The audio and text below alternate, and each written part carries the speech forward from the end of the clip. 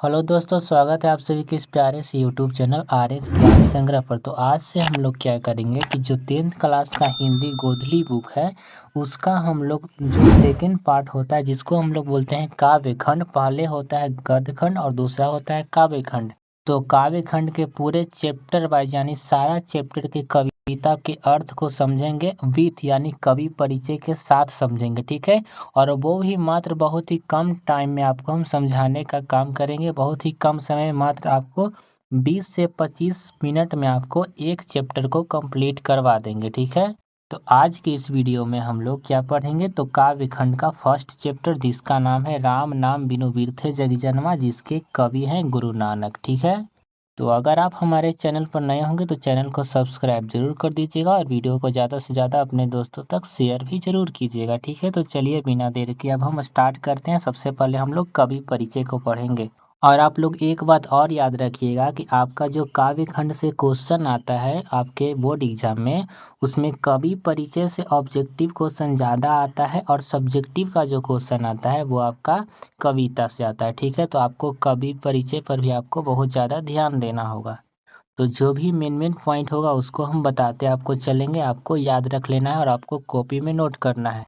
तो देखिए ये हमारे गुरु नानक है, इसके इन्हीं के बारे में हम लोग पढ़ेंगे। तो देखिए इनका जो जन्म है, गुरु नानक का जन्म 1469 ईस्वी तलवंडी ग्राम जिला लाहौर में हुआ, जो कि लाहौर जो है अब पाकिस्तान में पड़ता है, ठीक है, पाकिस्तान में है। और इनका जन्म स्थान को एक और नाम से जाना जाता है जिसे हम लोग नानकाना साहब के नाम से जानते हैं। तो क्वेश्चन भी आता है कि किसके जन्म स्थान को नानकाना साहब के नाम से जानते हैं, तो गुरु नानक हो जाएंगे, ठीक है। देखिए इनके पिताजी का नाम कालू चंद खत्री है और इनके माता का नाम तृप्ता है और पत्नी का नाम सुलक्षणी है, ठीक है। पिताजी का नाम कालू चंद खत्री, माता का नाम तृप्ता और पत्नी का नाम सुलक्षणी था। और गुरु नानक के जो पिता थे उनको व्यवसाय में लगाना चाहते थे, परंतु इनका जो मन था वो भक्ति की ओर अधिकाधिक झुकता गया। और ये जो है इन्होंने हिंदू और मुस्लिम दोनों को समान समझते थे, कोई में भेदभाव नहीं करते थे, ठीक है। और एक और क्वेश्चन यहाँ से आता है कि गुरु नानक जो है किसका जो है विरोध करते थे, तो वर्णाश्रय व्यवस्था और कर्मकांड। देखिए वर्णाश्रय व्यवस्था का अर्थ होता है जाति पाति और कर्मकांड का अर्थ होता है झूठा पूजा पाठ को ये लोग विरोध करते थे। कौन? तो गुरु नानक, ठीक है। और देखिए ये जो है गुरु नानक वो निर्गुण ब्रह्म की भक्ति करते थे, यानी कि निर्गुण क्या होता है, तो जिस भक्ति को हम लोग शांत होकर करते हैं, ध्यान से करते हैं, उसे हम लोग कहते हैं निर्गुण। और जिस भक्ति को हम लोग बोल के करते हैं उसे हम लोग सगुण कहते हैं, ठीक है। तो ये निर्गुण भक्ति करते थे, ठीक है।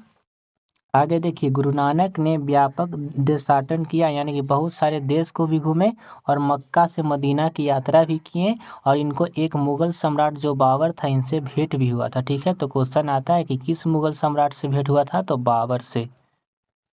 नेक्स्ट है कि गुरु नानक जो थे वो सिख धर्म के प्रवर्तक थे, यानी सिख धर्म को मानते थे और सिख धर्म के पहले गुरु जो हैं ये गुरु नानक ही हैं।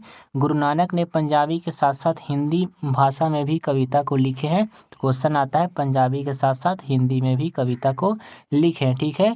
इनकी हिंदी में ब्रजभाषा और खड़ी बोली दोनों का मेल है। इनकी भक्ति और विनय के पद बहुत ही मार्मिक है, ठीक है। उसके बाद देखिए यहाँ से क्वेश्चन आपका आता है इनका जो कथन है वो किनसे मिलता है, तो ये जो गुरु नानक का कथन है वो कबीर की रचनाओं से मिलता है, कबीर दास, ठीक है। ये आप लोग याद रखिएगा। नेक्स्ट क्वेश्चन आपको यहाँ से आता है कि इनके उपदेशों में क्या चीज़ देखने को मिलता है, तो गुरु की महत्ता को बताया गया है। संसार की क्षण भंगुरता का अर्थ होता है यहाँ कोई किसी का अपना नहीं, ठीक है। और नेक्स्ट है ब्रह्म की सर्व शक्तिमता, यानी कि ब्रह्म जो है सर्वशक्तिमान है।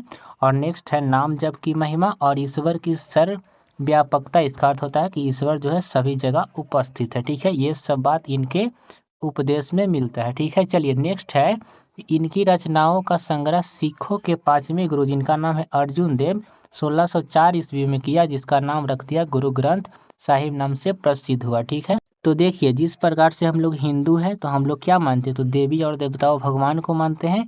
और जो मुस्लिम होता है वो अल्लाह को मानता है। उसी प्रकार से जो सिख धर्म होता है उसमें ईश्वर और अल्लाह नहीं होता, उसमें गुरु होता है, ठीक है। तो पहले गुरु थे कौन? गुरु नानक थे। पहले गुरु का नाम था गुरु नानक। और उसके बाद जो पांचवें गुरु है, ऐसे एक पहला दूसरा तीसरा बनता गया, तो पांचवा गुरु जो थे वो क्या थे, जिनका नाम था गुरु अर्जुन देव नाम था, ठीक है। तो वो क्या किए, लास्ट इसमें 10 गुरु बने थे, कितना, तो 10 गुरु बने थे। सिख धर्म के अंतिम गुरु का नाम है, 10वां गुरु का नाम है गुरु गोविंद सिंह। और उसके बाद क्या हुआ कि उसके बाद कोई गुरु नहीं बने। तो ये जो है जितना भी उपदेश दिए थे, जितना भी पुस्तक लिखे थे, उसको एक जगह जो है संग्रहित करने का जो काम किए थे, इनके रचना को संग्रह करने का जो काम किए थे, वो कौन किए थे, तो सिखों के 10वें सॉरी सिखों के 5वें गुरु, जिनका नाम था गुरु अर्जुन देव, 1604 ईस्वी में संग्रहित कर दिए। और उसका वो पुस्तक का नाम रख दिए गुरु ग्रंथ साहिब। गुरु ग्रंथ साहिब जो पुस्तक है, यही जो है सिख धर्म का अब गुरु यही पुस्तक बन गया, ठीक है। तो आप लोग मस्जिद में जाइएगा तो इस प्रकार से जो है आपको एक पुस्तक रखा हुआ यहाँ पर मिलेगा। ये पुस्तक का नाम है गुरु ग्रंथ साहिब। और यहीं पर जो सिख धर्म के लोग जो होते हैं वो अपना माथा को वहीं पर जा कर के टेकते हैं, ठीक है।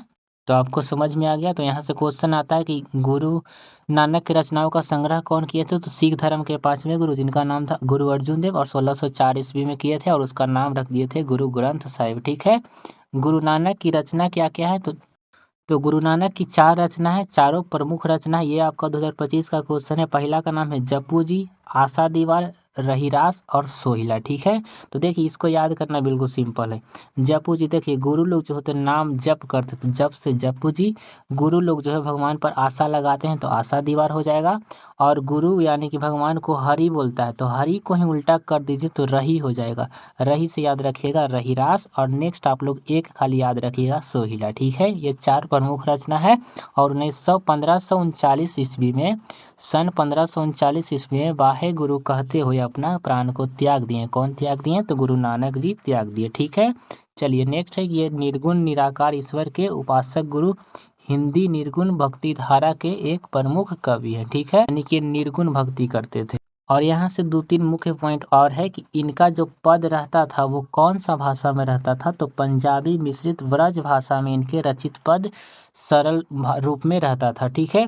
और यहाँ से एक और क्वेश्चन आपको यहाँ से मिलेगा कि प्रथम पद बाहरी वेशभूषा यानी कि झूठा जो पूजा पाठ है उसके बारे में बताया गया है।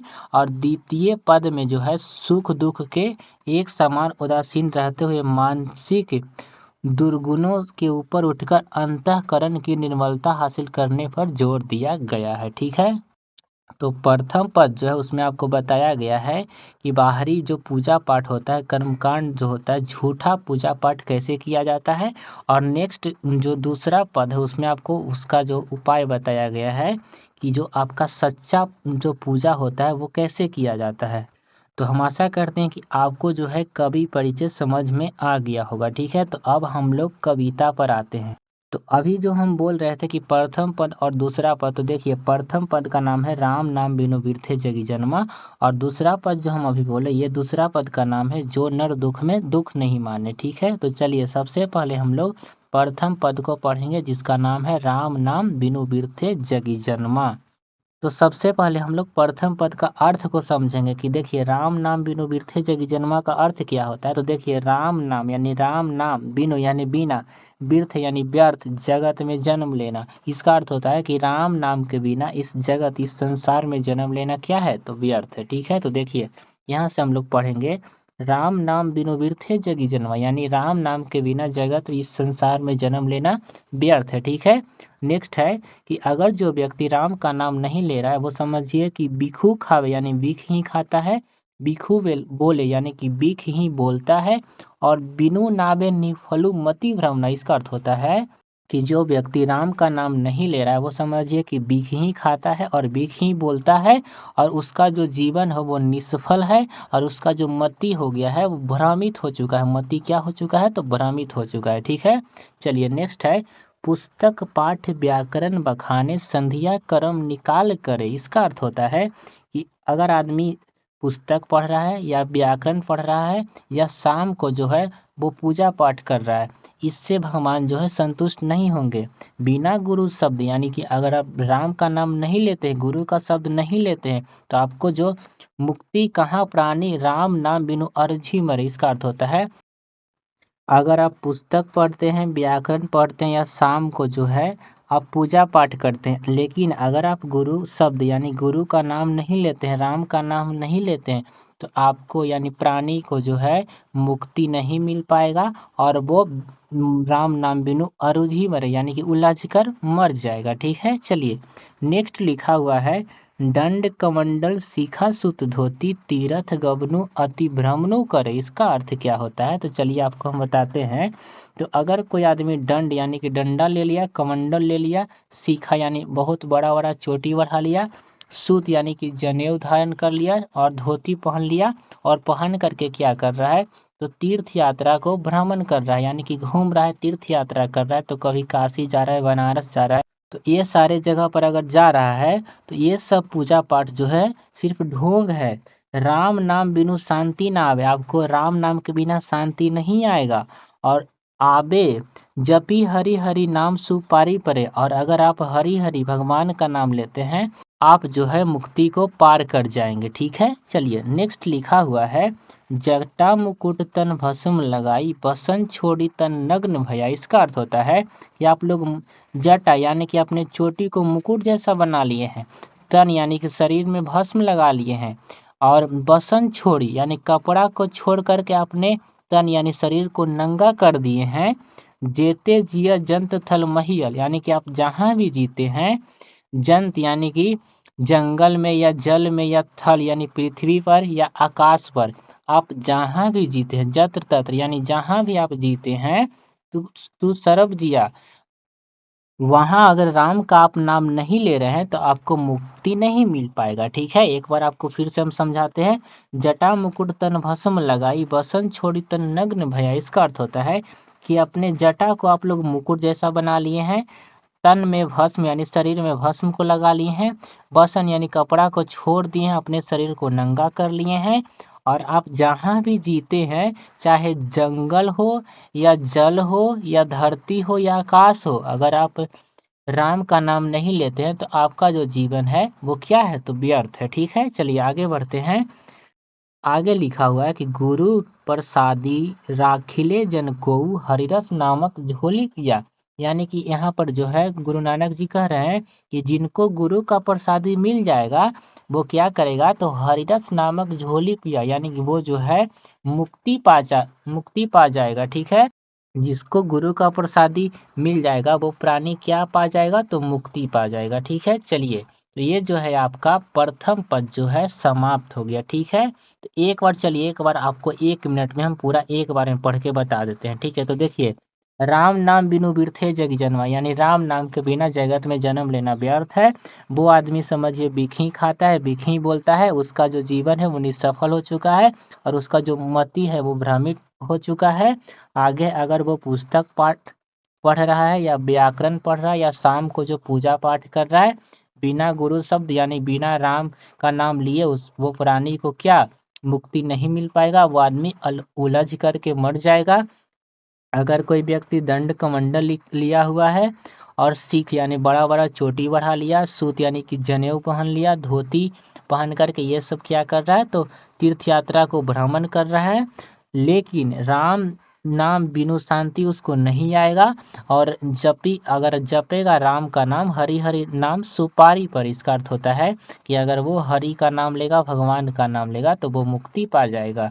नेक्स्ट है कि जटा मुकुट तन भस्म लगा, यानी कि अपने जटा को मुकुट जैसा बना लिया है, तन यानी शरीर में भस्म लगा लिया है, बसन छोड़ यानी कि कपड़ा को छोड़ करके शरीर को नंगा कर दिया है, और आप वो जहाँ भी जीता है यानी कि जंगल में या जल में या थल यानी धरती में या आकाश में जहाँ भी जीता है वो राम का नाम लेगा, तभी उसको जो है मुक्ति मिल पाएगा।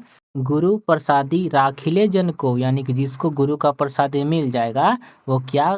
हरिरस नामक झोली पिया, यानी वो जो है भगवान से उसको भेंट हो जाएगा, यानी कि वो मुक्ति पा जाएगा। ठीक है, जिसको भी गुरु का प्रसाद मिल जाएगा वो अपने संसार से जो है मुक्ति पा जाएगा। तो हम आशा करते हैं कि आपको जो पहला जो पद है वो आपको समझ में आ गया होगा।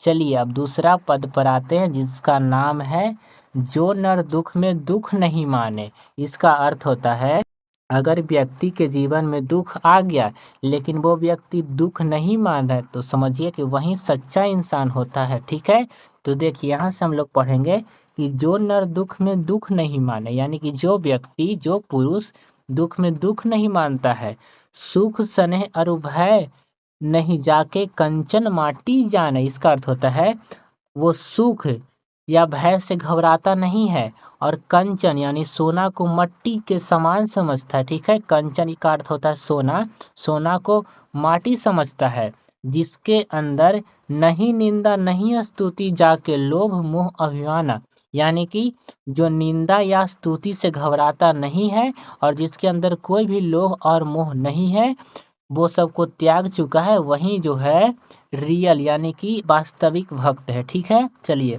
आगे इसमें लिखा हुआ है, हरस शोकते रहे नियारो नाही मान अपमाना। इसका अर्थ होता है अगर उसके अंदर खुशी है या दुखी है, शोक है, तो वो क्या करता है, तो कोई भी अपमान नहीं मानता है। ठीक है, तो वैसे व्यक्ति ही ईश्वर की प्राप्ति कर सकते हैं। चलिए आगे इसमें क्या लिखा हुआ है, आशा मनसा सकल त्यागी के जगते रहे निराशा।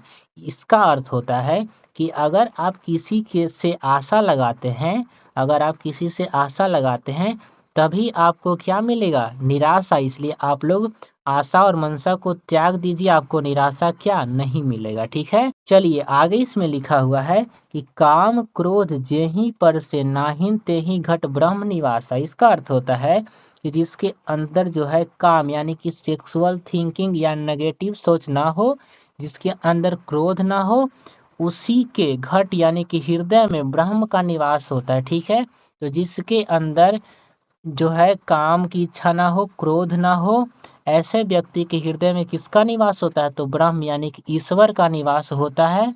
तो क्वेश्चन आता है कि कवि की दृष्टि से ईश्वर का निवास कहाँ होता है, तो कवि की दृष्टि से ईश्वर का निवास वैसे व्यक्ति के हृदय में होता है जिसके अंदर जो दुख में दुख नहीं मानता है, जो सोना को मट्टी समझता है, जो निंदा और स्तुति से नहीं घबराता है, जिसके अंदर कोई लोभ ना हो, और क्या, जो खुशी में खुश नहीं होता है और दुखी में दुख भी नहीं होता है, और क्या, जिसके अंदर जो आशा और मनसा को त्याग दिया हो और जो जिसमें काम और क्रोध की इच्छा ना हो, उसी के घट यानी कि हृदय में जो है ब्रह्म का निवास होता है। ठीक है, चलिए आगे है, गुरु कृपा जेहि नर पे किन्ह तीन यह जुगति पिछानी।